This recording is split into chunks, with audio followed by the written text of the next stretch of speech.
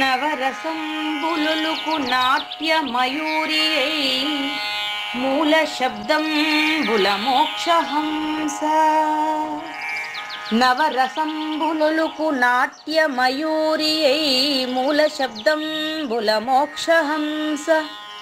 పరమ పవిత్రమౌ పరమాత్మ గీతయే నేడు నాట్యం వాడుచుండెగనుమా.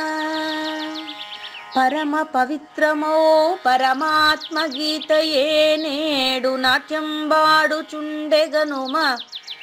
మునిరతనార్యులు మోదిల్లు శిష్యుండు, మునిరతనార్యులు మోదిల్లు శిష్యుండు సహజాచలుని కంఠ శబ్దరీతి. అజ్ఞానతిమిరంబులంతంబుజేయ అనాదిబోధను వినుము ఆర్యులార. అజ్ఞానతిమిరంబులంతంబుజేయ అనాదిబోధను వినుము ఆర్యులార. వినుము ఆర్యులార. తెలిపే జ్ఞానేశ్వరుల్ గీతం దివ్యరీతి. తెలిపే జ్ఞానేశ్వరుల్ గీతం దివ్యరీతి. ఆణిముత్యమీ గ్రంథము అచలులార. ఆణిముత్యమీ గ్రంథము అచలులార. ఆదరించిరి గీతను అచల ఋషులు గురుని వాక్కుగా గ్రహించి గురుతుగనుడు. ఆదరించిరి గీతను అచల ఋషులు గురుని వాక్కుగా గ్రహించి గురుతుగనుడు. హరి ఓ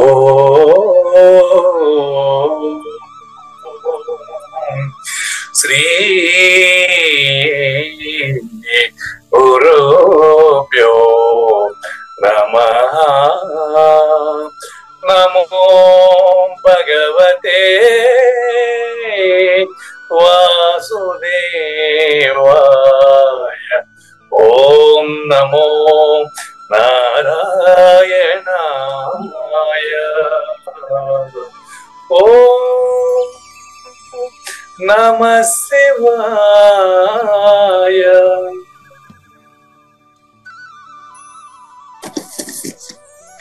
ఈ గీతా జ్ఞానజ్ఞ కార్యక్రమం మొదలైన నాటికి 1081 రోజులైందండి. ఈ రోజు 1082 రోజు.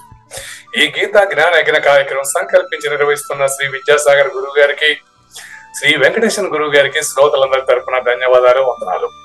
ఈనాటి కార్యక్రమంలో పాల్గొన్న ఆత్మస్వరూపులైన శ్రోతలందరికీ కైవల్యాశ్రమం తరపున, అలాగే శ్రీ శివరామ దీక్షితుల వారి ఆచార్య యూట్యూబ్ ఛానల్ తరపున హృదయపూర్వక స్వాగతం, వందనాలు. గురుదేవులు సహజాచల రాజయోగి వెంకటేశ్వర గురువు గారి కార్యక్రమం ఆరంభించమని కోరుతున్నానండి. సర్వము గురుమయము, సర్వము గురుమయము.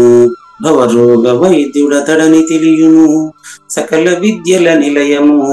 దక్షిణామూర్తి అతడని తెలియము. మూగవాణి మాటను, ఈ మూగవాణి మాటను శ్రోతలు కోటలు దాటింతురు.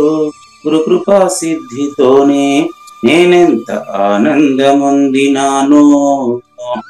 నిజయోగి శ్రీకృష్ణుడు నిజ భక్తుడైనట్టి అర్జునుండు. వీరి సంవాదామృతం జనులార మన పాలిట అమృతం. వేద వ్యాసుడు దీనిని జనుల యద వికసించునట్లుగాను మహాభారతమందున వెలిగించే కోటి సూర్యుల వెలుగుతో.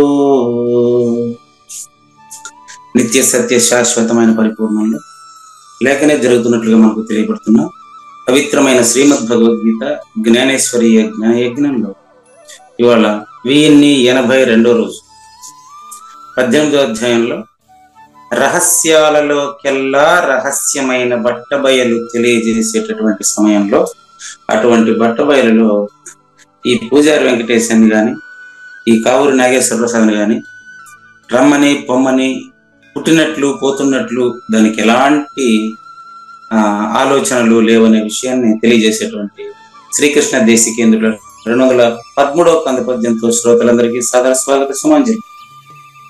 శ్రీ గురుభ్యో నమః. శ్రీమద్భాగవత కృష్ణదేశిక ప్రభువులు రచించిన 292 కందార్థ దరువులు సంపూర్ణంగా జ్ఞానయజ్ఞంలో రోజుకొకటి చొప్పున వ్యాఖ్యానించబడిన విషయం శ్రోతలకు విదితమే. ఈ కందార్థ దరువులను రచించిన 19 సంవత్సరాల వరకు అవి ముద్రణకు నోచుకోలేదని, వాటిలోని నిగూఢ భావాలను మరింత స్పష్టం చేస్తూ రచయిత క్షరాక్షరోపాధి ద్వయదోషరహిత పరమతత్వ కందములు 261 రచించారని, తదుపరి సద్గురు శుభాశీస్సులతో ఈ రెండూ కలిపి ఒకే పుస్తకంగా ముద్రించారని పెద్దలు చెప్పగా విన్నాం. పుస్తకం ఇప్పుడు మన భక్తులతో చాలా మంది దగ్గర ఉంది.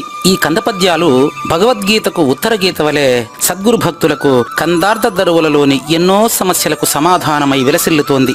ఎంతో ఉపయోగకరమైనటువంటి ఈ కందపద్యాలను రోజుకు ఒక్కొక్కటి చొప్పున వివరించాలని అడిగిన ప్రత్యక్ష శ్రోతల కోరిక మేరకు జ్ఞానయజ్ఞంలో శ్రీకృష్ణ పరమాత్మ సందేశానికి ముందే ప్రతిరోజు కృష్ణ ప్రభువుల దర్శనం మహద్భాగ్యంగా భావిస్తూ ముందుకు వెళదామా? నను రమ్మని పొమ్మని తాను అనదు సుమీ బట్ట బయలు, నాకై నేనే తనువును జగమును గైకొని చనుదించుట చనుట నాకు సహజము తండ్రి. సహజం, ఈ సహజం ఎవరికి చూడండి? అందరికి ఉండదండి. సహజమైనప్పుడు అందరూ ఆహా, అదే అక్కడ ఏ అర్థంలో వాడారో గమనించండి. ఆ సహజం పదం ఒకటే, అది అచల పరిపూర్ణం సహజం. ఇక్కడ చెప్తాండే సహజం దేని గురించి చూడండి. తండ్రి శిష్యుడు సద్గురువుగా అపరోక్షం చెంది మాట్లాడుతున్నాడు. నన్ను రమ్మని పొమ్మని, రమ్మని పొమ్మని అన్నటువంటి నన్ను వచ్చిపోయే నేను ఏది, ఏ నేను చూడండి. అబద్ధపు గుర్తుకి అబద్ధం సహజం. ఇప్పుడు నన్ను రమ్మని పొమ్మని తాను అనదు. చిన్న మీకు లైవ్ ఎగ్జాంపుల్ ఇస్తాను, మీరేం ఫీల్ అవ్వరాదు, మీరు ఫీల్ అవ్వరాదు చెప్తున్నాను. పూజారి వెంకటేశం పైన ఎగ్జాంపుల్, దానికి మీరు ఫీల్ అవ్వకూడదు. కుడుపు నాగేశ్వరరావు గారు వాట్సాప్ చేశాను చూడండి, కంప్లైంట్ అది ఓపెన్ చేయండి. ఉన్నారా కుడుపు నాగేశ్వరరావు గారు? Right, next. అవురు నాగేశ్వర ప్రసాద్ గారు, మీ పైన ఎప్పుడన్నా పోలీస్ కంప్లైంట్ ఫైల్ అయిందే? లేదండి. నా మీద ఫైల్ అయింది చూడండి. ఎగ్జాంపుల్, కాలేజీలో మనం గురువు శిష్యులు ఇద్దరు నేర్చుకుంటారు, బయటకు వచ్చేస్తారు, కాలేజీ చదువు చెప్పదు. అవును. పోలీస్ స్టేషను మనల్ని ఏమి చేయదండి. పోలీస్ స్టేషన్ లో తప్పు చేసిన వాళ్లకు శిక్ష పడుతుందని చెప్తారు. పడుతుందో లేదు తర్వాత విషయం. పోలీస్ స్టేషన్ నేరుగా నిన్ను డీల్ చేయదు. అవునండి. కురుపు నాగేశ్వరరావు గారు ఉన్నారా? ఓకే. పోలీస్ స్టేషన్ నన్ను రమ్మని పొమ్మని చెప్తుందా? లేదు. ఎవరు పోతాం పోలీస్ స్టేషన్ కి? ఆ టైం వచ్చినప్పుడు వెళ్తారు అక్కడికి. అది ఆ టైం వచ్చినప్పుడు అంటే ఆ టైం ఎప్పుడు వస్తుంది తెలుసా? మానసికంగా మనలో క్రాక్స్ ఏర్పడినప్పుడు అండి. ఓపెన్ చేయండి బాగా. ఇప్పుడు మానసికంగా భూకంపం ఎప్పుడు వస్తుంది చూడండి. భూమిలో పొరలు గ్యాప్ ఇచ్చినప్పుడు భూకంపం వస్తుంది. మనస్సులో ఆలోచనలో గ్యాప్ ఏర్పడినప్పుడు కంప్లైంట్ చేస్తాం. అవును. ఎందుకు చేస్తున్నాము ఏమని చేసేవాడికి తెలియాలి. మనసులో ఆలోచనలో గ్యాప్. చూడండి, ఇది నిన్న డేట్ అండి, 19 డేటు కంప్లైంట్ ఫైల్ అయింది చూడండి పూజారి వెంకటేశం పైన. దీని విషయం ఏంటంటే, గౌరవనీయులైన పోలీస్ స్టేషన్ ఎస్ఐ గారికి పూజారి త్యాగరాజు కుప్పారెడ్డి కుమారుడు పూజారి వెంకటేశం పైన కంప్లైంట్ పైకి తీయండి. కంప్లైంట్ ఏమని తెలుసా? సింపుల్ అండి. ఒక ఇల్లును 12.5 లక్షలు నాకు అమ్మాడు, 10 లక్షలు తీసుకున్నాడు, ఇంకా 2.5 లక్షలు కూడా ఇప్పుడు తీసుకున్నాడు. అంతే, తీయండి. నాకు ఇల్లు రాసియకుండా మోసం చేసేసాడు. ఇది కంప్లైంట్. ఇది పోలీస్ స్టేషన్కి వినపడదు. కంప్లైంట్ తీసుకునే వాళ్ళు పూజారి వెంకటేశం 12.5 లక్షకు ఇంటిని అమ్మి అమ్మిన వాటి దగ్గర డబ్బు తీసుకుని ఎగ్గొట్టేవాడా? కాదు. అది కుదరదా? అట్ట కాదు. మనకు తెలుసు కదా మీ గురించి. అదే చెప్పేది. ఎస్ఐకి తెలీదా? మీకు కాదు, ఎస్ఐకి తెలీదా? ఎస్ఐ కూడా తెలుసు. అతని భార్య లతా గారి పేరిట అతను అగ్రిమెంట్ చేయించి ఇచ్చాడు. ఇప్పుడు మోసం చేస్తున్నాడు. వాళ్ళ పైన చర్య తీసుకోండి. ఇప్పుడు నా మీద చర్య తీసుకోవాలన్నమాట ఎస్ఐ గారు. నిన్న సాయంత్రం ఫోన్ వచ్చింది నా కాలేజీకి. సార్ మా తమ్ముడేవాడు, మా తమ్ముడిని మా ఇంటికి రమ్మని చెప్పి నేను మాట్లాడుకుంటాను అని. లేదు సార్, మీ తమ్ముడు మీ ఇంటికి ఇంక రాడంట, మేము కంప్లైంట్ ఫైల్ చేసినాడు, మీరే వచ్చి స్టేషన్ లో పరిష్కరించుకుంటారా, కేసు ఫైల్ చేసేయమంటారా అన్నాడు. ముందున్న దస్తగిరి ఎస్ఐ గారితో, ఆయన సిఐ ప్రమోషన్ వచ్చింది, ఇప్పుడు ముందున్న ఎస్ఐ గారితో మాట్లాడండి అని చెప్తుంది. నేను కాలేజీ నుంచి నేరుగా పోలీస్ స్టేషన్ లోకి పోతే సార్ ఇదంతా చెత్తపుట్లకే సార్, ఈ కంప్లైంట్ మీ మీద కంప్లైంట్ ఎవరు ఇస్తారు సార్, ఇది మీదని తెలియకుండా నేను పోలీస్ స్టేషన్ మమ్మల్ని పిలిచాను సార్. ఎవరు నమ్ముతారు? అది లేదు. ఇప్పుడు ఎందుకు ఇవన్నీ చెప్పానంటే, అంటే మీరు ఒక రౌడీ వచ్చి నన్ను బెదిరిస్తా ఉంటే కూడా, కొడతా ఉంటే కూడా గమ్మునే ఉండమంటారని అడిగారు కదా. ఇప్పుడు నేనేం చేసినాను, రికమెండేషన్ పరిగెత్తున్నాను ఎవరి దగ్గరికైనా? లేదు. ఎవరినైనా నేను ఎవరు ఫోన్ చేస్తే ఈ విషయం చెప్తే ఎవరో చెప్పారు, సీఎం పేషీలో ఎవరో ఉన్న మన భక్తులు ఉన్నారంటే, తెలియదు నాకు ఎవరని. సార్ పలానా సీఎం పేషీలో నుంచి పలానా వ్యక్తి ఉన్నారు, ఆయనకు గానీ మీరు మీ నెంబర్ ఇచ్చేస్తే మీ మీద భవిష్యత్తులో ఎలాంటి కంప్లైంట్ ఎవరు ఫైల్ చేసేదానికి కాదు అన్నారు. మనకు అవసరం లేదు, మనం తప్పే చేయము, అవసరం లేదు. నెక్స్ట్ ఇప్పుడు చూడండి, నన్ను రమ్మని పొమ్మని పోలీస్ స్టేషన్ కి, నన్ను రమ్మని పోలీస్ స్టేషన్ పిలవలేదు, మా తమ్ముడు పిలిచాడు పోలీస్ స్టేషన్ కి రమ్మని. కేసు విత్డ్రా చేసుకోమని పోలీస్ స్టేషన్ చెప్పదు, మా తమ్ముడే చేసుకోవాలి. అవును. ఇప్పుడు అది క్లారిటీ ఇస్తాను చూడండి. అది గవర్నమెంట్ వాల్యుయేషన్ ప్రకారం తెలివిగా అగ్రిమెంట్ రాసుకున్నారండి. యాక్చువల్ గా ఇల్లు మా శ్రీమతి గారి పేరుతో ఉండేది నిజమేనండి. అయితే ఆ ఇంటిని 31 లక్షలకు బేరం చేసి తీసుకున్నాడు అబ్బాయి గారు, తమ్ముడు. 31 లక్షల్లో తెలివిగా ఈ అగ్రిమెంట్ ఈ విధంగా రాసి ఇంత డబ్బులు వాళ్ళకి చేర్చాడు. డబ్బులకి మనకు సంబంధం లేదు. ఆ ఇంటి పైన దగ్గర 11 లక్షల వరకు బ్యాంక్ లోన్లు అప్పులు ఉన్నాయండి. అది ఎగ్గొట్టడానికి, ఇతను రిజిస్ట్రేషన్ చేసుకుని ఎగ్గొట్టడానికి మా మిస్సెస్ ని, అంటే మన శ్రీమతి గారిని ఒక పావుగా వాడాడు. ఆమె పేరుతో రిజిస్టర్ చేయించి వాళ్ళకు 10 లక్షలు ఇచ్చి ఈ రెండు అంతా 12.5 ఇచ్చేసినాడు. చట్ట ప్రకారం అయితే ఇంక ఇప్పుడు ఇల్లు నాది, కానీ ధర్మం ప్రకారం ఎవరిది? అది ఇంటిగల వాళ్ళది. కానీ ఇప్పుడు నువ్వు నాకు రిజిస్టర్ చేయిస్తావా, నేను కేసు పెట్టేసేదంటే, నేను ఇప్పుడు వీడికి రిజిస్టర్ చేయించేస్తే ఇంట్లో ఉండే వాళ్ళు అన్నీ అయిపోతారు కదండి. అవును. వాళ్ళకి డబ్బు ఎవరు ఇస్తారు? ఇది విషయం అనమాట. కాబట్టి ఈ విచారణలన్నీ కూడా ఇప్పుడు నువ్వు లేదండి మీరు అలా, అదంతా తర్వాత. ఇది ఎట్లా ఉందంటే, శ్రీకృష్ణ రాయభారానికి కృష్ణుడు వెళ్తాడండి. దాని శ్రీకృష్ణ రాయభారం, అక్కడ అర్జునుడు ఏం చేస్తాడు చూడండి. ఏం చేస్తాడు అర్జునుడు తెలుసా? అర్జునుడు మధ్యవర్తి. అర్జునుడు ఏం చేస్తాడంటే, పెద్ద పెద్ద గొలుసులు ఎత్తుకొచ్చి కృష్ణుడిని బంధించే ప్రయత్నం చేస్తాడు. అట్లాంటిది ఇది. ధృతరాష్ట్రుని సమక్షంలో రాయబారం జరుగుతుంది, శ్రీకృష్ణుడు రాయబారం. అవునండి. వాళ్ళకి 5 మందికి 5 ఊర్లు ఇచ్చేస్తే సరిపోతుంది కదా నాయన, ఎందుకు యుద్ధం అని చెప్పి శ్రీకృష్ణుడు పోయి చెప్తాడు అనమాట.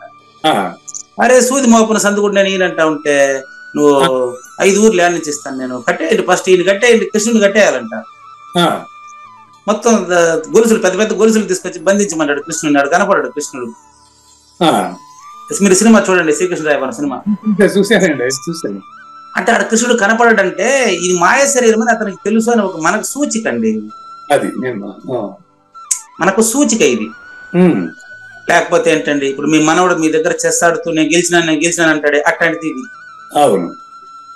జయించేది ధర్మము, జయించేది ధర్మం. దుర్యోధనాదులది న్యాయం అండి. దుర్యోధన జయించేది ధర్మం, దుర్యోధనాదులు న్యాయం. ఓకే, అది న్యాయం. దుర్యోధనలో న్యాయం ఎలా ఉంది? అక్కడ న్యాయం ఉండదు. ఎక్కడ? ఇప్పుడు మా తమ్ముడిది న్యాయమే, కరెక్టే వాడు చెప్పడం, వాడి ఉద్దేశంలో కరెక్టేనండి. మా తమ్ముడిది న్యాయమే. అందుకని కంప్లైంట్ చూపించింది ఎందుకంటే, చట్టం ఏం చెబుతుందంటే అందులో ఏం రాసి ఇచ్చామో దాన్ని చెబుతుంది. మన దగ్గర అగ్రిమెంట్ తీసుకున్నాడు, వాడు చెప్పేదంతా కరెక్టే.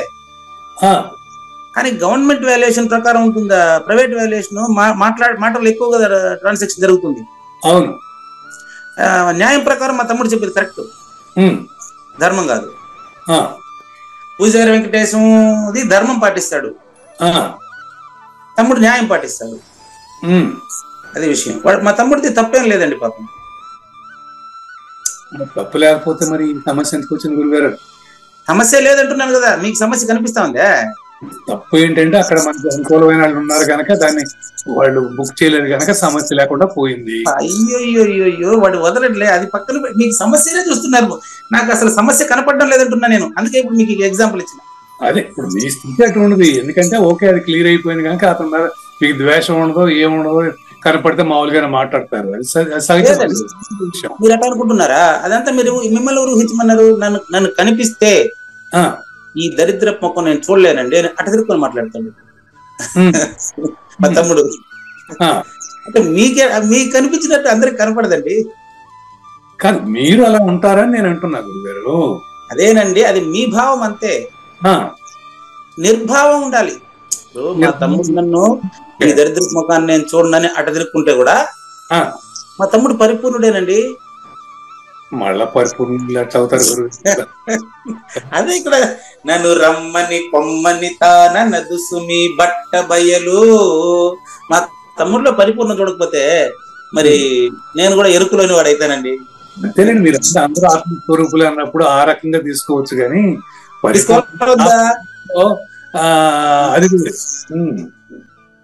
తీసుకోవాలా వద్దా మీరు చెప్పండి. అది తీసుకున్నాం కనుక మేము అతనితో అట్లా ఉన్నాం, లేకపోతే అతని మీద మన కేసు వేసి ఇంకోటేసి. నో నేను కేసు పెట్టనండి. పెట్టరు, అదే అంటున్నా నేను. మీరు అలా భావించారు. అది ధర్మం చూసుకుంటుంది, నేను దాన్ని ఏం చేయని అవసరం లేదు. అది ధర్మం అనేది తన పని తాను చేసుకుంటూ పోతుంది. సరే, ఇప్పుడు మీకు ఒక మంచి క్లారిటీ ఇస్తానండి. ఇప్పుడైనా మీరేం అదే చెప్పాను, కన్ఫ్యూజ్ అవ్వకండి అని. ధర్మం ఎలాంటిది తెలుసా?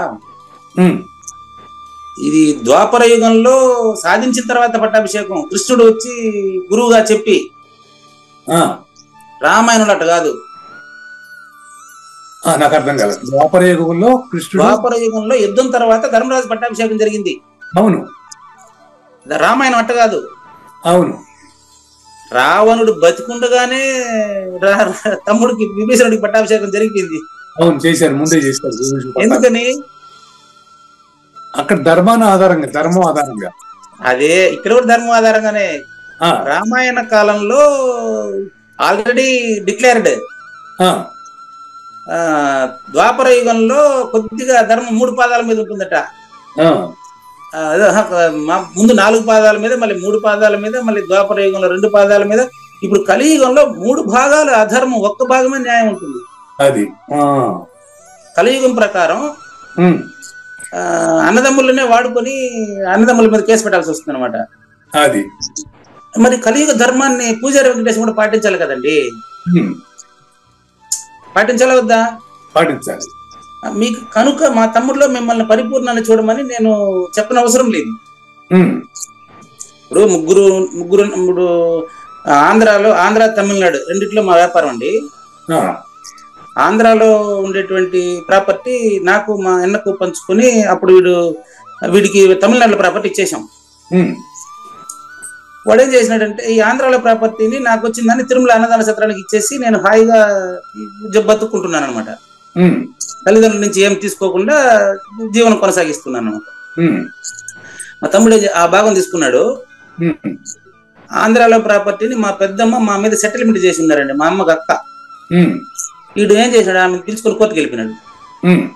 ఏమనంటే వీళ్ళిద్దరికీ సెటిల్మెంట్ చేసిన ఆస్తిలో తర్వాత నేను జన్మించాను కదా, నేను కూడా ఆమె కొడుకు లాంటి వాడినా కాబట్టి ఇందులో నాకు భాగం రావాలంటాడు. అది తిరుమలకి ఇచ్చేసిన అన్నదానానికి మొత్తం జరిగిపోయింది. ఇప్పుడు అది కావాలంటాడు. ఏం చేయాలి ఇట్లా? ఇదంతా న్యాయం అండి. వాడు చెప్పేది న్యాయం, మనం పాటించేది ధర్మం. ధర్మంలో న్యాయ సలహాలు అవసరం లేకుండా ఉంటాయి. కానీ మీరు ధర్మాన్ని గన ఒకసారి చూసినట్లయితే యదా యదా హి ధర్మస్య గ్లానిహి భవతి భారత, ధర్మానికి హాని జరగడం అంటే ధర్మం అనేది స్థిరం అండి, హాని అని జరిగేది కాదు అది. ధర్మాన్ని ఇప్పుడు మా తమ్ముడు పాటించలేదు అంతే తేడా. ధర్మాన్ని పాటించినంత మాత్రం చేత ధర్మానికి అతీతంగా ఉండేవాడు పాటించేటట్టుగా చేయాలనే తప్ప వాళ్ళని విసుక్కోరాదు, అది విషయం. కాబట్టి చూసుకోండి, పోలీస్ స్టేషన్ మనల్ని రమ్మని చెప్పదు, పొమ్మని చెప్పదు. Police station is there. Next, నన్ను రమ్మని పొమ్మని తాననదు సుమి బట్ట బయలు నాకై నేనే.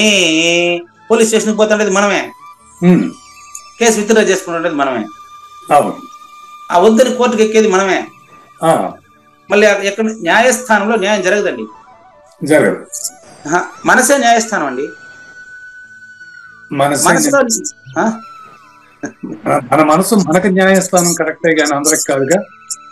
అంతమంది ఉండారంటే ఇంకా నేనేం చేయలేను, అంతమంది ఉండారంటేనే సమస్య వస్తుంది. మా తమ్ముడు మా అన్న నాకంటే వేరు, నన్ను మోసం చేశాడంటే వాడికంటే నేను వేరు, నాకు మా తమ్ముడు వేరు కాదే, నన్ను మా తమ్ముడు మోసం చేయడం లేదే, వాడిని వాడు మోసం చేసుకుంటున్నాడు. ఇది సబ్జెక్ట్, ఇది మీకు ఇంకా అవగాహన అయితే సరిపోతుంది. మా తమ్ముడు నాకంటే వేరుగా ఉంటే నేను కూడా అదే మరి కంప్లైంట్ ఫైల్ చేస్తాను. మా తమ్ముడు పరిపూర్ణుడే. ఎందుకు పరిపూర్ణుడేనంటే వాడిలో కూడా ములుగుచ్చేదానికి సందు లేకుండా ఉండే తత్వం ఉంది, ఆత్మస్వరూపుడు. ఓకే, అనుమానం లేదు. ఆత్మవై పుత్రనామసి, కుప్పారెడ్డి కొడుకు మాట మీద ఉంటాడంటే నేను ఎగురుతాడు పాపం. అంటే నేను కుప్పారెడ్డి కొడుకు కాదని వాడు అర్థం, బాధలో అలా చెప్తాడు అంతే, వాడు మంచివాడే పాపం. ఇదే పోలీస్ స్టేషన్ లో ఎదురుగానే ఇల్లు ఉండేది, వాడు ఎన్నో ఇబ్బందుల్లో దెబ్బలు తినకుండా కాపాడేదానికి నాకు ఫోన్లు చేసి చెప్పి ఎక్కడెక్కడ నేను ఏడున్నా కూడా ఫోన్ ఇప్పుడు నా మీద కంప్లైంట్ చేసినాడంటే పాపం మానసికంగా చలించినాడండి, వాడిని ఏం అనకూడదు. కాబట్టి వెరీ సింపుల్, పోలీస్ స్టేషన్ లాంటిది బట్ట బయలు, అందులో కేసులు లాంటిది ఇరుక. బయోండర్ ఎగ్జాంపుల్ ఇదే. నాకై నేనే అంటే మా తమ్ముడు నేను ఇద్దరం అండి, మా తమ్ముడు నేను ఇద్దరం ఎరుకే.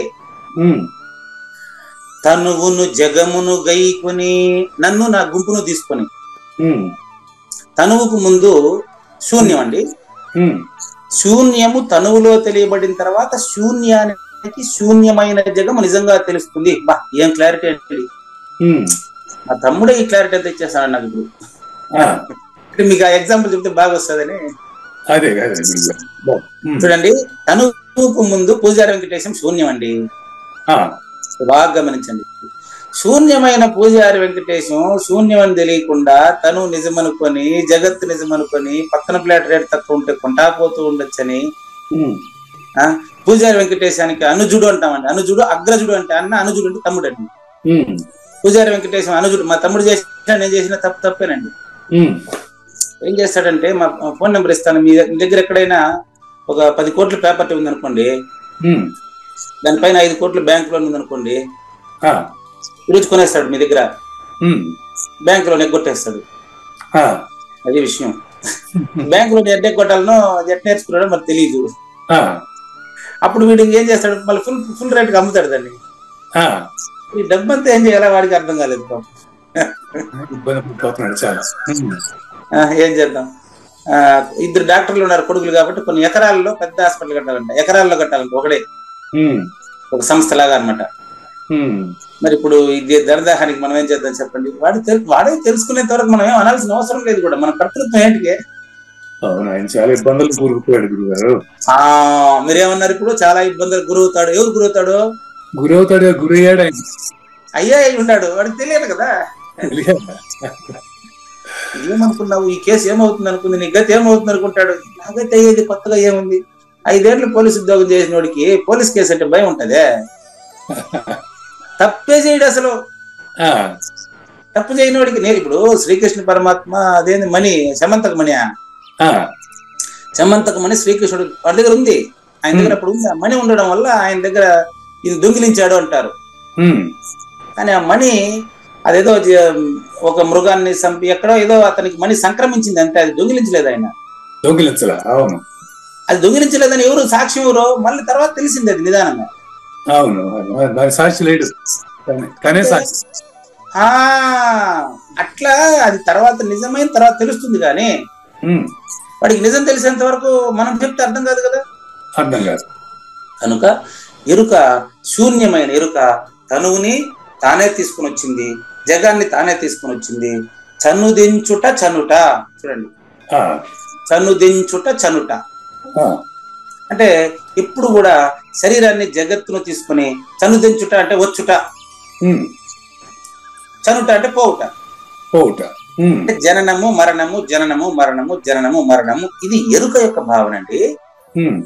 కాబట్టి పరిపూర్ణంలో లేకనే తోచిన మాయ తనకు తానే తోచింది. అయితే ఈ పరిపూర్ణం దీనికి ఎంత మాత్రం కారణం కాదని తెలిసిన తర్వాత సమాజంలో ఉండేటువంటి దుర్మార్గుల పైన జాలి చూపించాలా, వాళ్ళలో ఉండే దుర్మార్గాన్ని ఖండించే ప్రయత్నం చేయాలని తప్ప దుర్మార్గుడిని మనం ఏం చేయాల్సిన అవసరం లేదు. నేను దుర్మార్గుడిని కూడా ప్రేమిస్తానండి. మా ఆయన చాలా దుర్మార్గుడు అని రాస్తాడు పాపం. అంటే అతనిలో పాపం ఆ భావన ఉండబట్టి, అతనిలో ఆ భావం పోతే ఆటోమేటిక్ గా నేను అతనికి బాగా కనిపిస్తానండి.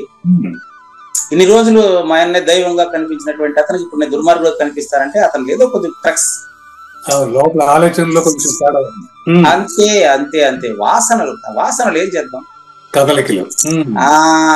భూమిలో గ్యాప్స్ వస్తే భూకంపం వస్తుంది, మనసులో కదలికలు వస్తే రోగం వస్తుంది.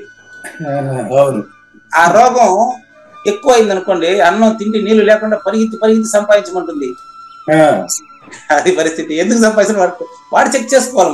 మనకేం చేద్దాం. కాబట్టి 3 అవస్థల్లో తిరుగుతున్నటువంటి ఈ ఎరుక అచల పరిపూర్ణంలో లేకనే తోచినటువంటి మాయా. కాబట్టి ఈ మాయకు అతీతులైనటువంటి అచల పరిపూర్ణులు ఎరుకలోని వారిని చూసి భ్రమించరాదు. వాళ్ళకి ఏదైనా బుద్ధిమతి చెప్పే ప్రయత్నం అప్పుడు చేయరాదు, నిదానంగా చెప్పాలి. మళ్ళీ తర్వాత అవసరం వచ్చినప్పుడు చెప్పాలి. ఆ టైంలో చెప్పి అర్థం కాదు. కనుక అచల పరిపూర్ణంలో ఎరుకను రమ్మని గాని పొమ్మని గాని ఎవరు చెప్పలేదు. తనకు తానుగా వచ్చింది, తనకు తానుగా లేదని తెలుసుకుని అది మాయమైంది, ఉండేది పరిపూర్ణమైనటువంటి భావనని 213వ కందపద్యంలో తెలియజేసినటువంటి కృష్ణదేశిక కేంద్రులకు ధన్యవాదాలు తెలియజేస్తూ, జ్ఞాన యజ్ఞంలో 2వ భాగం 1082వ ఎపిసోడ్ లో శ్లోకం నెంబర్ 63 రహస్యంలో రహస్యం. ఇతి తే జ్ఞానమాఖ్యాతం గుహ్యాద్గుహ్యతరం మయా విమృశ్యైతదశేషేణ యథేచ్ఛసి తథా కురు. క్లోజ్. ఎట్లా క్లోజ్ అంటే మొదటి శ్లోకంలో ఉంది ఈ పదం కురు. కురు మీకు ధర్మక్షేత్రే కురుక్షేత్రంలో కురు ఉండే ఆ కురునే ఈ కురు. ధర్మక్షేత్రం అనే ప్రపంచంలో, కురుక్షేత్రం అనే శరీరంలో అని మీకు నేను చెప్పాను ప్రారంభ శ్లోకంలో. భగవద్గీత ఈ శ్లోకానికి అయిపోతుంది లేదని ఇది గుర్తు. గురుగారు కురు అంటే ఇవ్వటం అనేది కూడా వస్తుంది అర్థం దీనికి? కాదండి, అదే చెప్పేది. ధర్మక్షేత్రం అంటే ప్రపంచం అండి. ధర్మక్షేత్రం ప్రపంచం. కురుక్షేత్రం అంటే కావూరు నాగేశ్వర ప్రసాద్ లో చేస్తున్న శరీరం అండి. శరీరంతో కావూరు నాగేశ్వర ప్రసాద్ పనిచేస్తున్నారు కదా, ధర్మంగా చెయ్యి అని అర్థం. ధర్మక్షేత్రే కురుక్షేత్రే సమవేత యుయుత్సవ, సమానమని తెలుస్తాయి కానీ సమానమే కూడాను. ఈ సమానమే ధర్మక్షేత్ర కురుక్షేత్ర. ప్రకృతిలో జరిగే ప్రతిదీ శరీరంలో జరుగుతుందండి. అవును. ప్రకృతిలో సూర్యచంద్రులు ఉంటారు, మనిషిలో బుద్ధి మనసులు ఉంటాయండి. అవును, కరెక్ట్. ప్రకృతిలో భూమి వికారం ఉంటుంది, నా శరీరమే నా వికారం అండి. కరెక్ట్. మనసులో బుద్ధి మనసులు ఉంటాయి, సృష్టిలోనేమో సూర్యుడు చంద్రుడు ఉంటారు. ఓకే. మనిషిలో మనసు బుద్ధి. అవును. ప్రకృతిలో సూర్యచంద్రులు. అవునండి, అవును. సూర్యచంద్రులు ఉంటే దాన్ని ప్రకృతి అంటారు, మనసు బుద్ధి ఉంటే దాన్ని శరీరము అంటారు. సూర్యచంద్రులతో ఉండేటువంటి పంచభూతాలను కలిసి ధర్మక్షేత్రం అని చెప్పారు. అందులో కురుక్షేత్రం ప్రకృతికి అనుకూలంగా చేసినప్పుడు వాడు పరిపూర్ణుడు. అవును. ఇది సమంగా ఇద్దరిని, గురు శిష్యులు ఇద్దరు సమానం అని తెలియాలంటే గురు శిష్యునికి అతీతం తెలియాలి. అటు కాకపోతే మామకాహ పాండవాశ్చైవ, నా వాళ్ళు నేను వేరే మా అన్న వేరే అంటే అన్నదమ్ముడి పైన కంప్లైంట్ చేయడం ఎందుకని?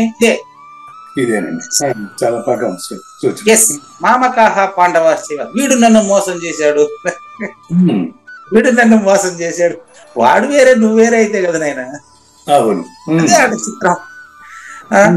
అకుర్వత ఏం చేశారు? కంప్లైంట్ ఇచ్చినారు. ఏమైంది? తర్వాత ధర్మం జయిస్తుంది. యతో ధర్మస్తతో జయ, యతో కృష్ణస్తతో ధర్మ, యతో కృష్ణస్తతో ధర్మ, యతో ధర్మస్తతో జయ. ఏదో నాకు అది కరెక్ట్ కూడా తెలియదు, తప్పులు కూడా చెప్పుండొచ్చు.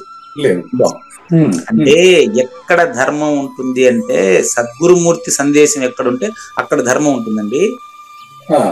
అక్కడ అధర్మం కనపడినప్పటికీ అది అతను ధర్మాన్ని ఖచ్చితంగా పాటిస్తేవాడు అతని దగ్గర అధర్మం నిలవదండి. అతని దగ్గర ధర్మం పాటించబడుతుంది. అధర్మాన్ని చూసి అతను తొనకడు బెనకడు. అది విషయం. కనుక ఇక్కడ ఎందుకు ఈ మొదటి శ్లోకం తెచ్చానంటే ఇక్కడికి వచ్చేసేయండి. ఇతి జ్ఞానం ఆఖ్యాతం గుహ్యాద్గుహ్యతరం మయా. మొదటి శ్లోకంలో చెప్పినటువంటి ధర్మక్షేత్రంలో కురుక్షేత్రం అనేటువంటి రహస్యాన్ని 18 అధ్యాయాలుగా నీకు ఇప్పుడు 1082 రోజులుగా వివరించబడింది.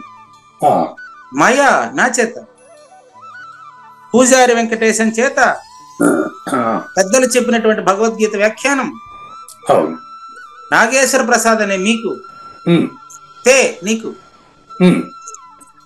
మరి ఆఖ్యాతం చెప్పబడెను. దీన్ని మీరేం చేస్తారంటే దీన్ని మీరు విమృశ్యై అశేషేణ విమృశ్యై బయటికి ప్రశ్నించడం కాదు, నీలో పరిశీలించు. అది పదం చూసుకోండి ఏమంటాడంటే విమృశ్యై తత్ అశేషేణ అన్నాడు. దాని అర్థం చెప్తాను.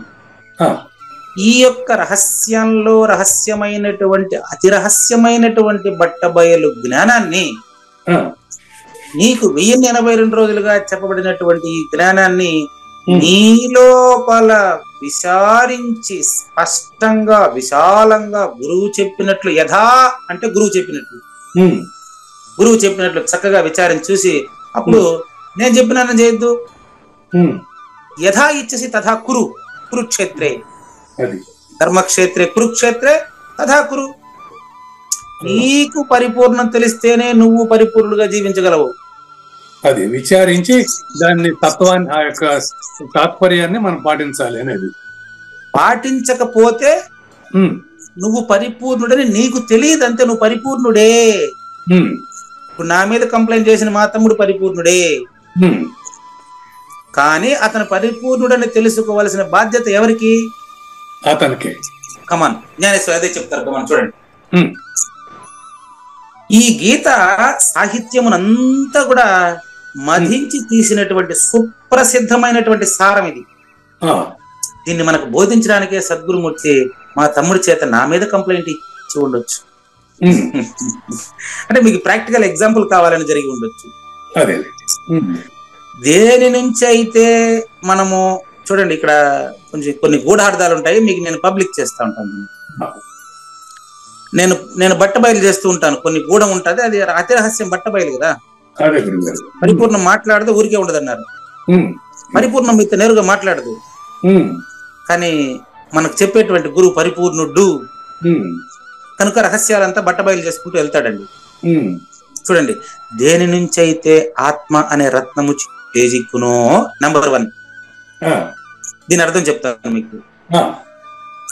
ఏ సద్గురుమూర్తి నుంచి అయితే పరిపూర్ణ బోధ పాటించేటువంటి అలవాటు నాకు అలవడుతుందో అని అర్థం అండి. ఇవంతా రాయరు, గురుముఖంగానే తెలియాలి. ఏ జ్ఞానాన్ని అయితే వేదాంత జ్ఞానమని ప్రౌఢముగా వర్ణించారో చూడండి. నంబర్ 2 అండి, దీని అర్థం కూడా చెప్తానండి. ఇది అర్థం కాదు మామూలుగా మీకు. వేదాంతంలో దేనినైతే జ్ఞానమని ప్రౌఢంగా, ప్రౌఢ అంటే అర్థం ఏంటంటే పరిపక్వత చెందిన యువతి. పరిపక్వత చెందిన యువతి. ఇక్కడ ప్రౌఢ అని ఎందుకు పెట్టారంటే తిరిగి పునర్జన్మకు పరిపక్వత చెందిన స్త్రీని ప్రౌఢ అంటారండి. పునర్జన్మ అంటే రజస్వలైనటువంటి స్త్రీ, పెళ్లిడు వచ్చినటువంటి స్త్రీ అని అంటాం. ఆ విషయం ఇక్కడ ఎందుకు చెప్పారంటే ఏం తెలిస్తే కావూరి నాగేశ్వర ప్రసాద్ గారు తాను పరిపూర్ణాన్ని ఆచరిస్తూ, ధర్మాన్ని ఆచరిస్తూ, అధర్మం పాటించకుండా పరిపూర్ణుడుగా జీవించి ఉంటూ జీవించి ఉన్న సమయంలోనే మరొక్కరికి పరిపూర్ణాన్ని బోధించగల స్థితి మీ స్థితి ఇప్పుడు అని జ్ఞానేశ్వరి చెప్పడం. నన్ను అడగ చూడు, నంబర్ 1 దేని నుంచి అయితే పరిపూర్ణ బోధ అవగాహన అవుతుందో అని అర్థం. నంబర్ 2 వింటున్న కావూరి నాగేశ్వర ప్రసాద్ గారే పరిపూర్ణ బోధను ఆచరించి చూపించగలిగినటువంటి పరిపక్వత సాధించారో అని అర్థం. నంబర్ 3 ఇందువల్లనేనండి దేని ఖ్యాతి అయితే ప్రపంచమందంతా వ్యాపించి ఉందో,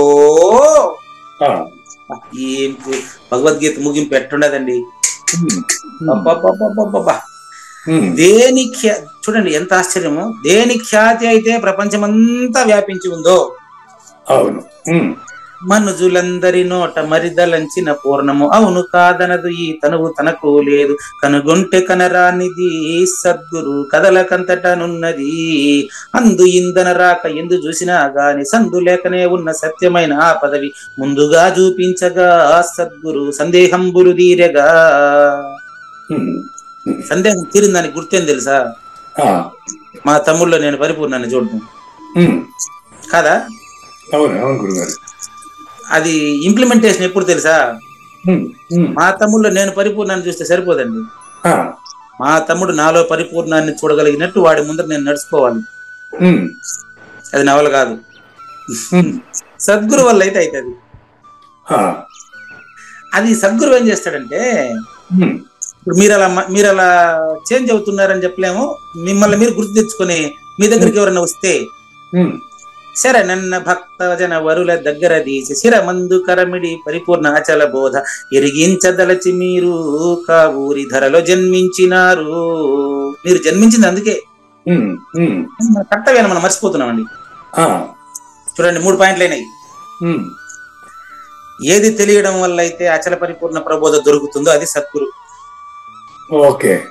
నంబర్ 2, ఏది తెలియడం వల్ల మీరే సద్గురువుగా చూస్తున్నారు, మిమ్మల్ని మీరే సద్గురువుగా చూస్తున్నారు. అక్కడ గురు శిష్యుడు ఇద్దరున్నారా? చెప్పండి. ఏది తెలియటం వల్ల సద్గురు, ఏది తెలియడం వల్ల మీరే సద్గురువుగా తెలియబడుతున్నారో అక్కడ గురువు శిష్యులు మనం ఇద్దరుంటామా?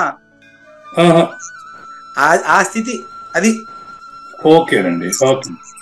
దీన్ని ప్రపంచానికంతా చెప్పదగినటువంటి కెపాసిటీ మీకే ఉంది ఇప్పుడు. అది నంబర్ 3.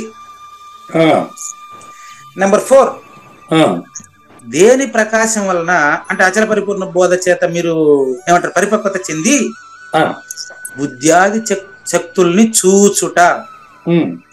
అంటే తప్పుని తప్పుగా ఒప్పుని ఒప్పుగా చూస్తూ కూడా చూడని వాడుగా ఉండడమే ఈ చూచుట.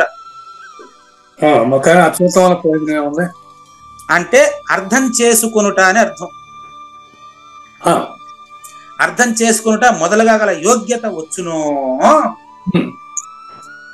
నెక్స్ట్ నంబర్ 5, దేని ద్వారా సర్వద్రష్టుడనగు నేను కూడా కనిపిస్తాను. చూసారా? అంటే మీకు పూజారి వెంకటేశంగానే పరిపూర్ణుడుగా కనిపిస్తే ముందు మీరు పరిపూర్ణుడైతేనే అట కనిపిస్తాడు పూజారి వెంకటేశం. అదేనండి, నేను మంచివాడిని అయితేనే ఇంకోటి మంచివాడిగా కనపడతాను. అది మీరు మంచి అనే పదం పెట్టుకుంటే మళ్ళీ చెడు వస్తుంది. అదేనండి, అదేలే గురుగారు. దేని సర్వద్రష్ట అంటే మంచి చెడులకు అతీతమైందని చూసే స్థితి అండి. మంచి చెడులు అనేది 2 ఎంచి చూడగా మంచి చెడులు 2 కులములు అంటాడు గురుజాడ. మంచి చెడు అనేది చూసేవాడిని బట్టి ఉంటుందండి. ఇప్పుడు మీకు నేను మంచి అంటే మా తమ్ముడికి నేను దుర్మార్గుడు. నేను చెప్పేది అది కాదు. మీరిద్దరు పరిపూర్ణులే అంటున్నా నేను. ఆత్మస్వరూపులే. దీన్ని సర్వద్రష్టత్వము అంటారండి. దీన్ని సర్వద్రష్టత్వము అంటారండి. అప్పుడు ఎట్లా ఫీల్ అవుతాడు అంటే, వాడు నేను పోలీస్ స్టేషన్ లోకి పోయి సార్ సెల్ ఓపెన్ చేయండి సార్, నేను లోపల పోయి కూర్చుంటాను. నవ్వుతారు, సిఐ గారు నవ్వుతారు. మీ మీద అసలు కంప్లైంట్ చేసినాడు ఎవరు సార్? మా తమ్ముడే. పోండి సార్, ఇవన్నీ చెత్తపొట్లో కూడా పనిచేయదంటాడు ఆయన. అంటే ఇదంతా మన గురించి వినుంటారు కదండి. నేను పోయి ఇప్పుడు నేను ఇట్లా నాదన్నీ క్వాలిఫికేషన్స్ ఆయన చెప్తాను అవసరం లేదండి. సర్వద్రష్టత్వము అంటే కానిస్టేబుల్ ని, పోలీస్ కానిస్టేబుల్ ని, ఎస్ఐని, సిఐని, డీజీపీని, ముఖ్యమంత్రిని, మా తమ్ముడిని నేను వేరువేరుగా చూస్తే అప్పుడు నాకు ఒక రికమెండేషన్ కావాలి. ములుగుచ్చేదానికి సంధి లేకుండా నేను ఉండేవాడికి రెండో రికమెండేషన్ ఏంటండి?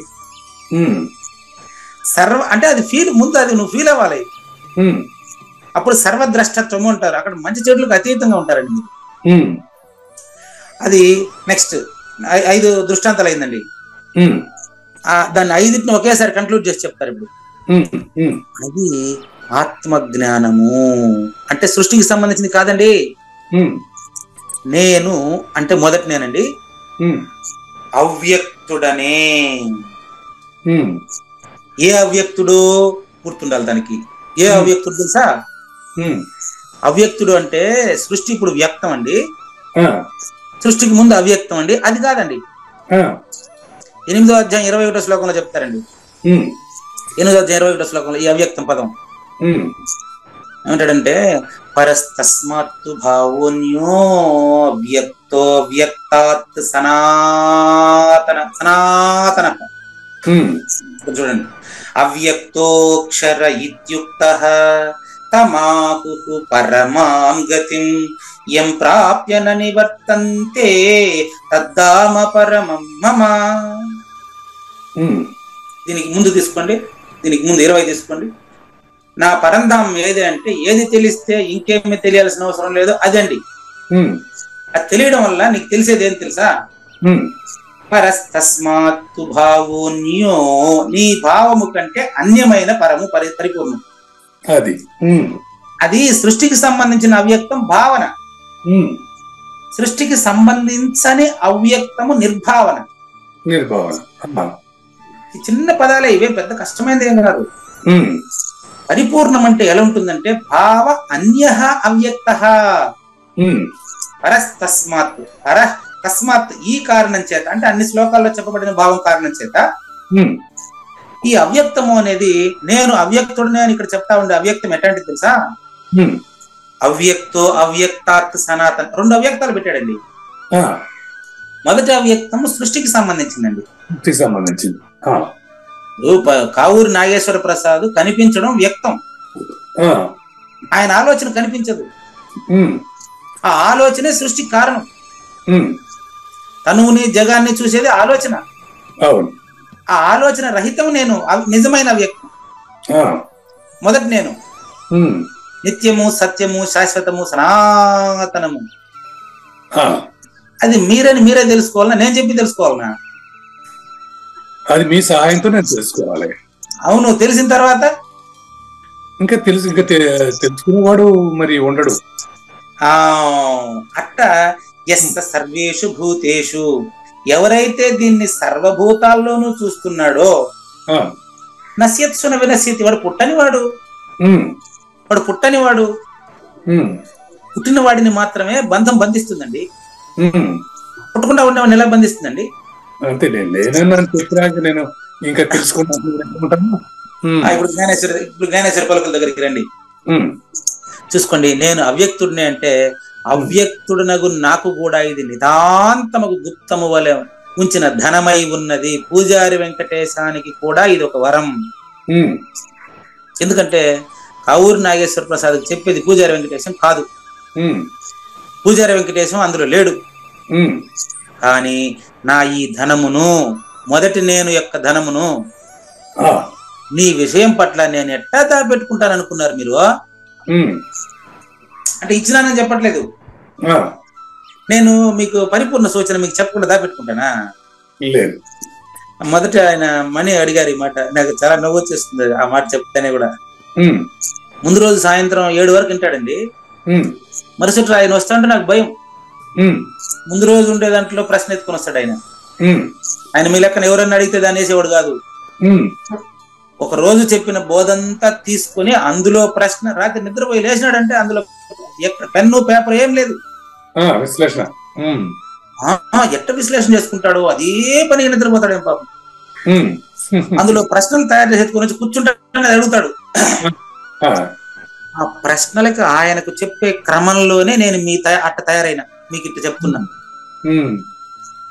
ఆయన వేసినటువంటి ప్రశ్న మీకు సమాధానం చెప్తే ఆయన ఏం చెప్తాడు తెలుసా? ఒక ముచ్చట మీకు ముచ్చటేస్తుంది. ఇప్పుడు ఆయన చూస్తే మీకే ముచ్చటేస్తుంది, నాకైతే ఎందుకు?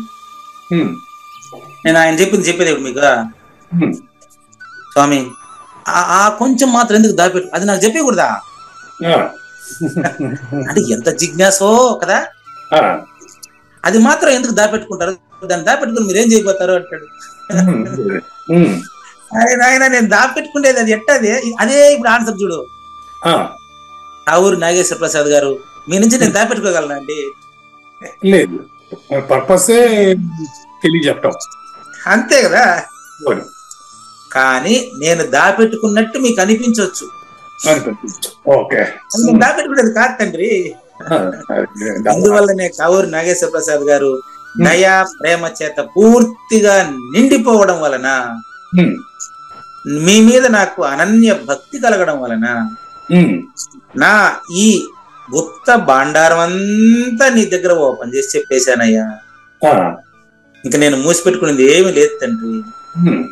1082 రోజులుగా నేను మూసిపెట్టుకునేది ఏమి లేదు. అప్పటి నుంచి తెరిచే పెట్టిండా. అది మీకు మూసినట్టు కనిపిస్తే అనుభవంలోకి వస్తే సరిపోతుంది అంతే. ప్రేమావేశం చేత నిండి ఉన్న తల్లి తన బిడ్డను తనకంటే వేరుగా చూస్తుందా? అట్టే కదా నేను కూడా నేను చూస్తాను. మరి ప్రేమావేశంతో నిండి ఉన్న తల్లి తన బిడ్డను తనకంటే వేరుగా చూడదు. అట్లా పరిపూర్ణుడైనటువంటి సద్గురు శ్రీ కావూరి నాగేశ్వర ప్రసాద్ గారిని తనకంటే వేరుగా చూసేవాడు పూజారి వెంకటేశమా. మరి నా ఈ ప్రీతి కూడా మనసు కూడా అలాంటి మాటలతో ప్రవృత్తమనర్చుతుందని మీరు నమ్మలేరా? దీనికి కొన్ని ఉదాహరణలు. నంబర్ 1, ఆకాశమును కూడా కరిగించి వేసేటట్టుగా చెప్పానయ్యా 1082 రోజులు మీకు. అంటే ఆలోచన చేస్తుండేవాడు లేదని ఎన్నోసార్లు చెప్పిన అదే ఆకాశాన్ని కరిగించడం అంటే. ఆకాశాన్ని కూడా కరిగించేటట్టు చెప్పాను తండ్రి. అమృతాన్ని తొక్కదీసి నీ చేతిలో పెట్టానయ్యా. పదాలు జ్ఞానేశ్వరి పదాలు ఎట్లా పడతారు కదా. అమృతాన్ని తొక్కదీసి అంటే నువ్వే తొక్క, నీలోనే అమృతం తండ్రి. చూడు ఏమయ్యా, ఆకాశాన్ని కరిగించిన చేతిలో పోసిన, అమృతాన్ని తొక్కదీసి నీ చేతిలో పెట్టిన, దివ్యానికంటే దివ్యాన్ని నీకు దివ్యంగా చెప్పినాను కదయ్యా. నంబర్ 3, తన అవయవ ప్రకాశం వలన పాతాళంలో కూడా అణురేణువులను కూడా ప్రకాశమునరుస్తాడు సూర్యుడు. సూర్యుడు తన కిరణం దీన్ని తాకూడదు, ఇది నేను ప్రకాశించను, దీన్ని నేను ఏం దింపున్నాను అంటాడు ఎప్పుడైనా? పూజారి వెంకటేశం నుంచి సద్గురుమూర్తి నీకు కూడా అట్టే చెప్తున్నాడు నాయన. కాబట్టి సూర్యుడు ప్రకాశించినప్పుడు ఎట్లాగైతే సూర్యుడు ఈ కొండ మీద నేను ప్రకాశించను, ఇడేంది కంపంతా ఉంది, నేను వెలుతురు చూపినంటాడు సూర్యుడా. కాబట్టి మా తమ్ముడిలో కూడా నేను పరిపూర్ణాన్ని చూడడం అంటే అదే కదండి. ఈ సమయంలో దివ్యాంజనము నీ కంటికి రాశాను చూడు. కావూరి నాగేశ్వర ప్రసాద్ కంటికి అచల పరిపూర్ణ సద్గురు బోధామృతం శ్రీ మహావిష్ణువు సూర్యుడు నుంచి వచ్చినటువంటి మీ కంటికి రాసేసాను చూడవయ్యా. ఈ టైంలో మీకు సర్వజ్ఞుడయ్యి మీరే పరిపూర్ణుడైని సర్వద్రష్టగా మీరు ఆలోచించండి. నిర్ణయంగా నిశ్చయంగా నేను నిర్ణయించకుండానే మీరే పరిపూర్ణులు అనేటటువంటి విషయాన్ని నీకే చెబుతున్నాను కదయ్యా. ఇంకా నువ్వు ఈ విషయాలన్నీ కూడా నేను చెప్పినట్టు ఆలోచించబాకు, నేను నీ నుండి పలికినట్టు ఆలోచించవయ్యా.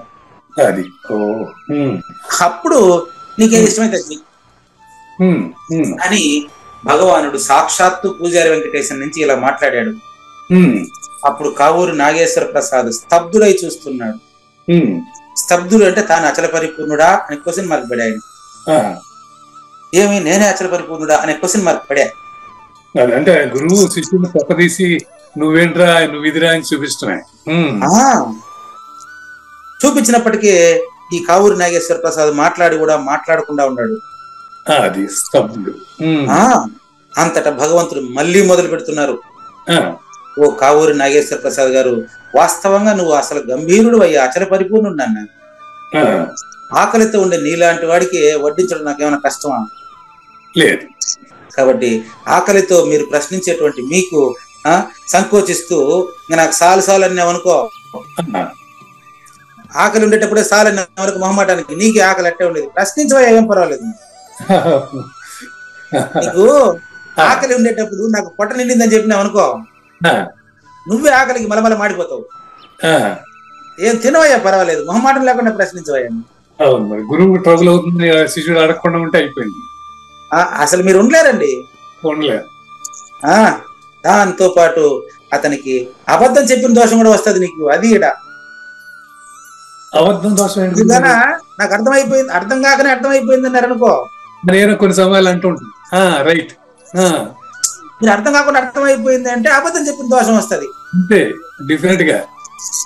నాకు జ్ఞానయజ్ఞంలో టైం వేస్ట్ అవుతుందని అడగకుండా ఉండొద్దు.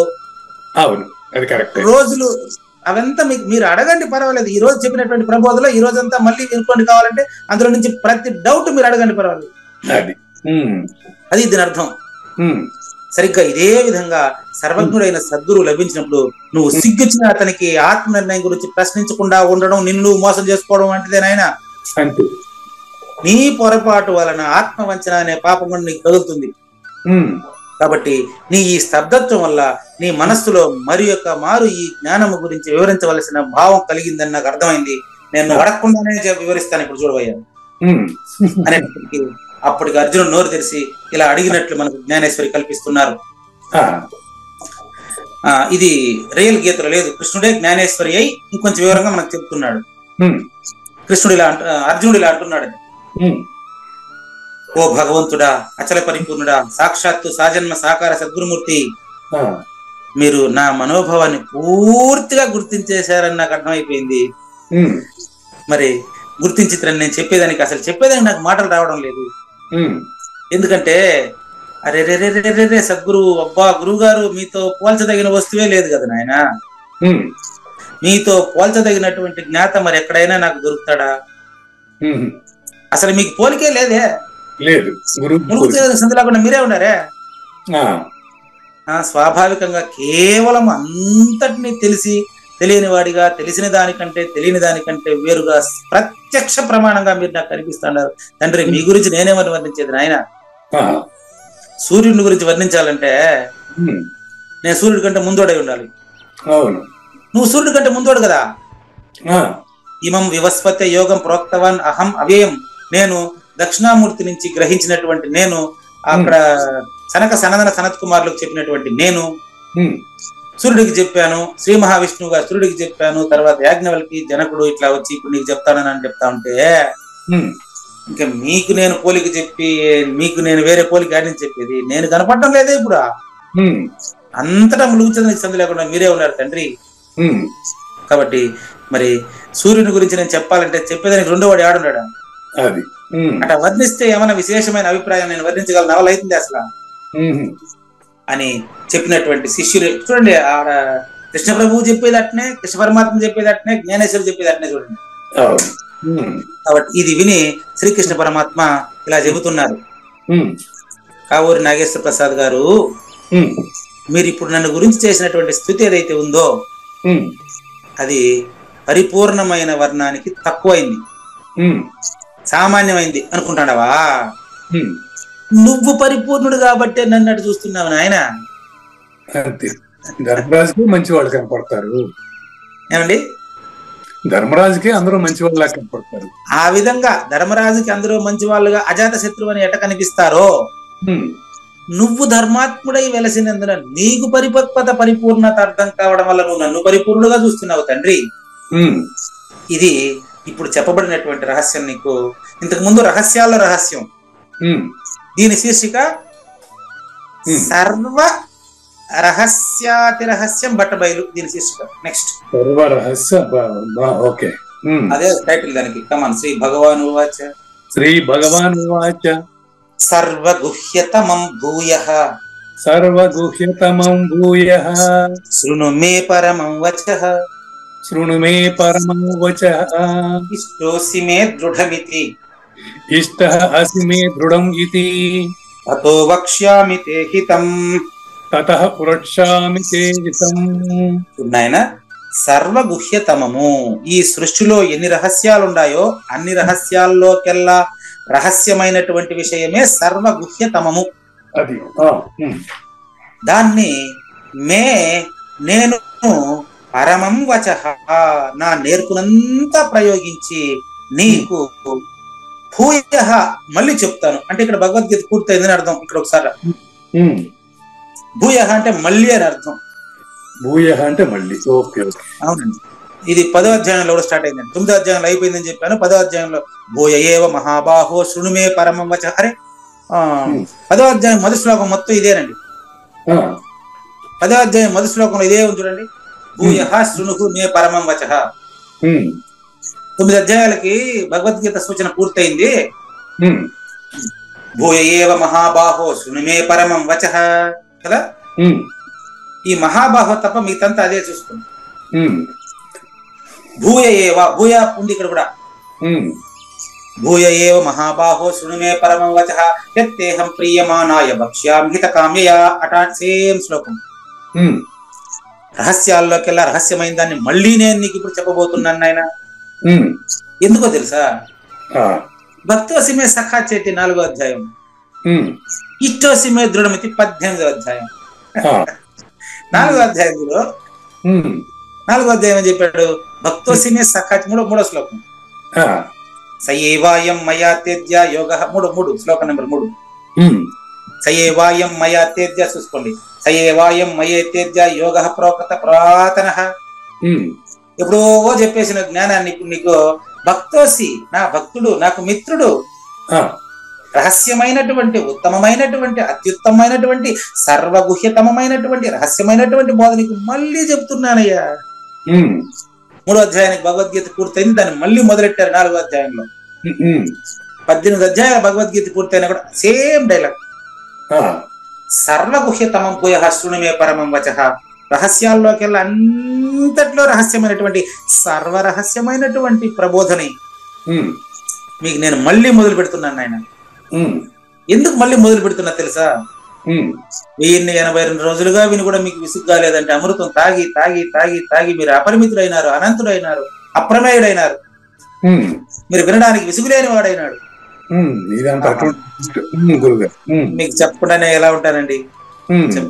కాబట్టి నీకు మళ్ళీ దృఢమైనటువంటి అత్యంత ఇష్టమైనటువంటి వాడు నువ్వు నాకు. కాబట్టి నా ఈ వచనాలని మళ్ళీ నీకు చెబుతున్నానని శ్రీకృష్ణ పరమాత్మ అర్జునుడికి చెప్పినట్టు జ్ఞానేశ్వరి మీకు చెప్పేస్తా ఉన్నాడు. కమాన్. హితం అంటే నీకు అత్యంత హితం చేసేటువంటి వాక్యాలండి. నీకు పక్ష్యామి చెప్తాను, పక్ష్యామి చెప్తాను. కమాన్ జ్ఞానేశ్వరి తీసుకోండి. ఇప్పుడు నువ్వు నా నిర్దోషములగు శబ్దాలని మరొక్కసారి శ్రద్ధగా విను. సరిపోయింది మనం చెప్పిన దానికి భావమా? అవును. దీని అర్థం అది. ఇక నీవు నా నిర్దోషమైన వాక్యాలు. నిర్దోషం పదం ఎక్కడ వచ్చింది తెలుసా? చెప్తా ఉంటే అన్ని శ్లోకాలు కదిలిపోతాయి 18వ అధ్యాయంలో కదా. 5వ అధ్యాయం 19వ శ్లోకంలో ఉంది మాట. 5వ అధ్యాయం 19వ శ్లోకంలో ఏమంటారంటే ఇప్పుడే నువ్వు పరిపూర్ణుడు అంటాడు. ఇప్పుడే పరిపూర్ణుడు అంటాడు. ఇహైవ తైర్జిత సర్గో ఏషాం సామ్యే స్థితం మనః. చూసుకోండి ఇంకా పైకి తేండి, అది కనపడలేదు. ఇహైవ తైర్జిత సర్గో ఏషాం సామ్యే స్థితం మనః నిర్దోషం హి. నిర్దోషం చూడండి. నువ్వు నిర్దోషి నాయన అంటే చావు పుట్టుకులు లేని వాడని అర్థం. పోలీస్ స్టేషన్ లో కేసు లేనివాడని కాదు. సృష్టిలోనే నువ్వు దోషం లేనివాడని అర్థం. అది పరిపూర్ణం ఒకటే. ఎన్ని రోజుల తర్వాత ఇహైవ ఇప్పుడే ఇక్కడ ఈ క్షణంలో నాయన ఇప్పుడే నువ్వు పరిపూర్ణుడు ఆయన అని చెప్పినటువంటి ఈ యొక్క అద్భుతమైనటువంటి శ్లోకం వివరణ మనం తర్వాత ఎపిసోడ్ లో చూద్దామండి. లేనిది లేదు లేదు, ఉన్నది లేకపోగుట లేదయ్యా, ఈ గొప్ప మర్మమంతా నీ వలన తేటగా తెలిసెనయ్యా. గుహ్యాతి గుహ్యమైన పరిపూర్ణ పరమ గోప్యము పూర్తిగా నా చేత చెప్పబడిన దీనిని తరచి తరచి చూడుమా. పూర్తిగా గ్రహించిన తదుపరి నీ అభిష్టము చేయుము. అత్యంత గోప్యమైన మాటలను మరల చెప్పెదను వినుమా. నీవు నాకు ప్రియుడవు, అందుకే మరల చెబుతున్నానయ్యా. శ్రీకృష్ణుని పలుకును సూటిగా తలపల మునిరత్నమే శ్రీమించిన భావమై సద్గురువు చెప్పకనే చెప్పాను కదా. సద్గురు అర్థం అండి. మంగళం అమ్మ కానండి. జయ మంగళం నిత్య శుభమంగళం, జయతు జయ మంగళం మహోత్సవ మంగళం, జయ మంగళం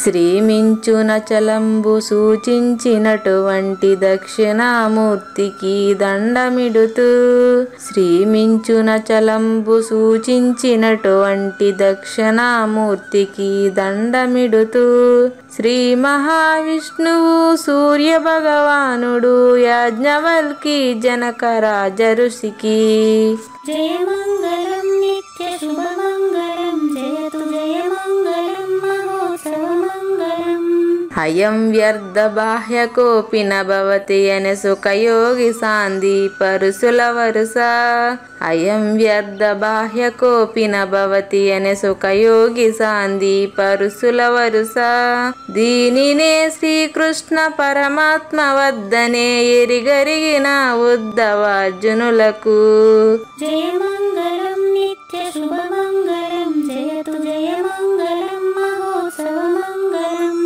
శ్రీ అల్లమా ప్రభు బసవేశ్వరుండును బ్రహ్మానంద రామానంద స్వామి శ్రీ అల్లమా ప్రభు బసవేశ్వరుండును బ్రహ్మానంద రామానంద స్వామి నవరసాలు లిఖించు నాట్యమయూరిగా గీతను మలచిన జ్ఞానేశ్వరులకు జయమంగళం నిత్య శుభమంగళం జయతు జయమంగళం మహోత్సవమంగళం కబీరు దాసుడు సహజానంద గురుడు రామావధూతయు రాజితముగా కబీరు దాసుడు సహజానంద గురుడు రామావధూతయు రాజితముగా అంబికా శివయోగి శ్రీవేమన నిరంజన వెంకయ్య తిరువెంగళార్యులకును జయమంగళం నిత్య శుభమంగళం జయతు జయమంగళం మహోత్సవమంగళం